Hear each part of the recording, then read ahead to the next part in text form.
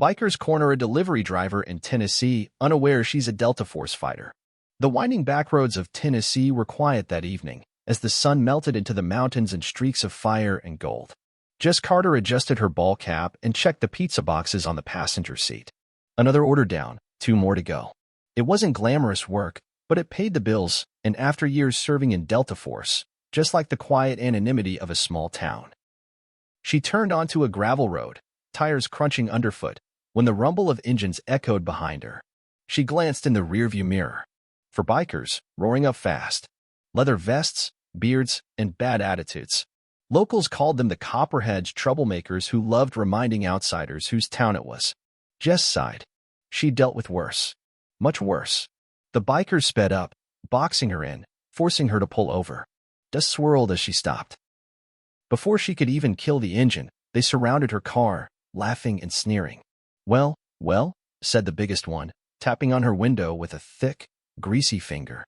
What you got there, sweetheart? Dinner for us. Jess rolled her window down halfway. Just delivering pizzas. You want to move so I can do my job? Another biker, tall and wiry with a tattoo of a rattlesnake coiled around his neck, grinned wickedly. We are your job now. The big one yanked open her door. Jess didn't flinch. Years of battlefield conditioning had taught her to wait for the right moment. Come on out, girlie, he barked. Let's have some fun.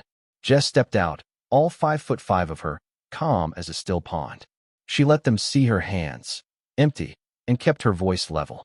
I'm giving you one chance, she said, her Tennessee drawl smooth and deadly. Walk away. The bikers burst out laughing. One even clutched his stomach, tears leaking from his eyes. You hear that? He cackled. She thinks she's tough. The big one reached for her. And that's when Jess moved. Her left hand shot out, grabbing his wrist, twisting it in a lightning-fast joint lock that sent him to his knees with a howl. Before the others could react, she pivoted, slammed an elbow into the tall one's throat, and dropped him gasping into the dirt. The third biker charged, swinging a chain. Jess ducked under the arc, swept his legs out from under him, and planted a boot on his chest before he could scramble away. The last one, suddenly not laughing anymore, pulled a knife from his belt. Bad move. Jess dodged his desperate stab, caught his arm mid-swing, and snapped it clean at the elbow with brutal precision. The biker screamed and dropped the blade. 3 of them writhed on the ground. The fourth, the one she had elbowed, tried to crawl away. Jess dusted off her jeans, grabbed the pizzas from her car, and calmly set them on the hood. Like I said, she drawled, stepping over the moaning bodies. I'm just here to deliver. Blue and red lights flared down the road. Sheriff Morgan, responding to a silent distress call Jess had triggered the second they boxed her in. Morgan jumped out of his cruiser, jaw dropping as he took in the scene. Jess, what in God's name? They slipped, Jess said with a shrug. The sheriff grinned and slapped cuffs on the groaning bikers. Next time they'll think twice before messing with a delivery driver, especially one who's Delta Force. Jess tipped her cap, got back in her car, and drove off into the Tennessee sunset, her next delivery still hot and on time. Jess Carter thought that was the end of it. She really did.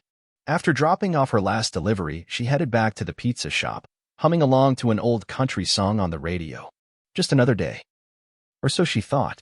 She didn't notice the pair of motorcycles tailing her through the dusk until she pulled into the gravel lot behind the shop.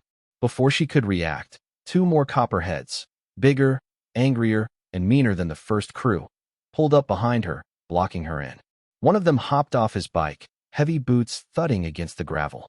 You think you can lay hands on our brothers and walk away, girl? He snarled, a crowbar dangling from his hand. Jess recognized the threat instantly. This wasn't just about intimidation anymore. They wanted payback. The second biker pulled out his phone and barked into it. Bring everyone. Bring him all. Jess's eyes narrowed. She counted the seconds. Sure enough, within minutes, the distant rumble of engines shook the night air.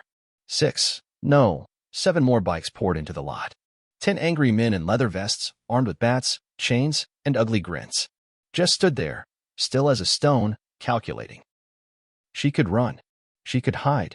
But that wasn't her style. Not anymore. She took a slow breath, centering herself like she'd done in countless missions overseas. There were civilians inside the pizza shop, teenagers, old folks. Innocents. If these copperheads stormed in, it could turn into a bloodbath. No. She had to end this here. The first biker swung the crowbar. Jess sidestepped, grabbed his wrist mid-swing, and twisted viciously. The crowbar clattered to the ground. She moved like a shadow, striking with surgical precision. A heel kick to the knee dropped the second biker. A spinning elbow sent another crashing into a parked truck, leaving a spider web of shattered glass.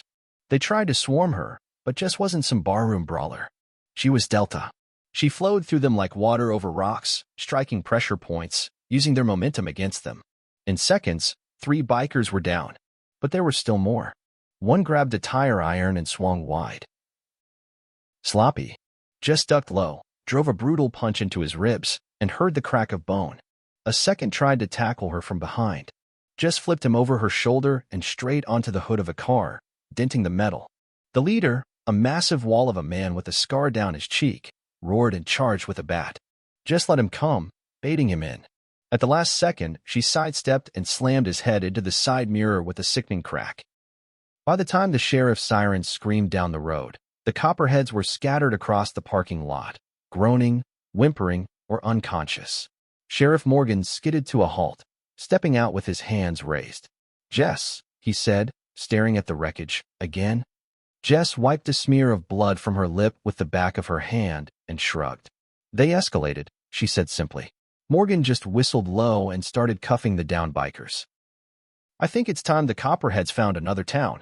Jess gave a lopsided grin, feeling the adrenaline ebb from her veins. She picked up the pizza shop's "now hiring drivers" sign, which had been knocked over in the scuffle, and jammed it back into the ground. "Still need the tips," she said. Morgan chuckled. "Something tells me you don't need help handling deliveries." Jess just tipped her cap again, got back into her dusty old car, and disappeared into the Tennessee night. The legend of the badass pizza girl already beginning to spread like wildfire. A few nights later, Jess Carter got the message. Literally. A ratty envelope tucked under her windshield wiper after her shift. Inside, a note, written in shaky, angry scrawl. "Meet us at the Black Viper Saloon tonight. No cops. Just you. Settle this once and for all." Jess smiled slightly as she read it under the glow of the parking lot lights. They were too stubborn, or too stupid, to know when they were beaten. She slid the note into her jacket, checked her boots, and made a mental inventory of the few improvised tools she could bring. She wouldn't need much. This wasn't war. This was cleanup. The Black Viper Saloon sat on the edge of town, a rotting old dive bar that looked abandoned from the outside.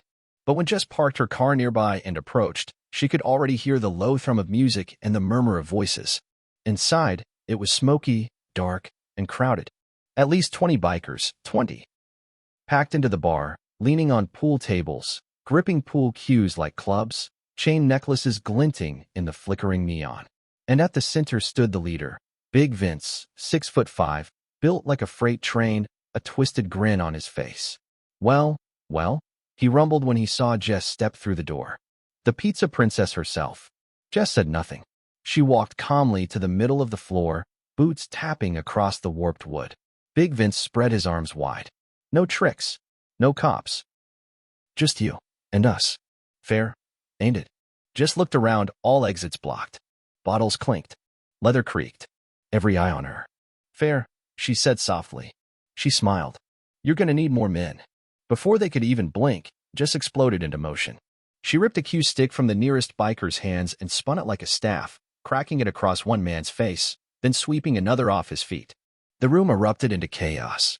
Bikers surged toward her, shouting and swinging. Jess ducked low under a wild punch, jabbed the broken pool cue into a gut, then pivoted and slammed another thug's head into the bar. Bottles shattered. Chairs flipped.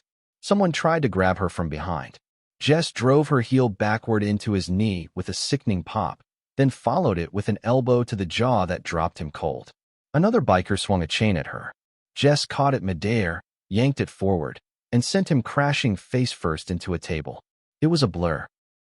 Fists, boots, splinters flying, but Jess never lost her rhythm. Every move was precise, efficient, lethal. Delta Force training wasn't about flash, it was about ending threats fast. Big Vince roared and charged her like a bull.